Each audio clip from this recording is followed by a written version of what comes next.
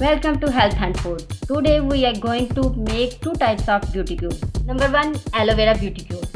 Number 2, turmeric beauty cube. Let's start aloe vera beauty cube.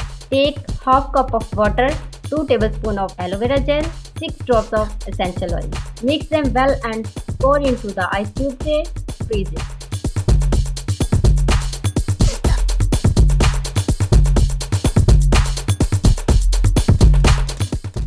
Now for turmeric beauty cube, take 1 cup of milk, 1 teaspoon of turmeric powder.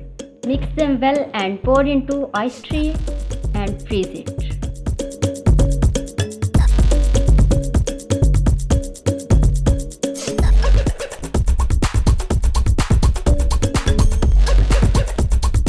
Gently rub these cubes on your face. Turmeric cubes make your face healthy and fresh and also fight against acne. It reduces your face pigmentation. Hope you liked the video. Allah.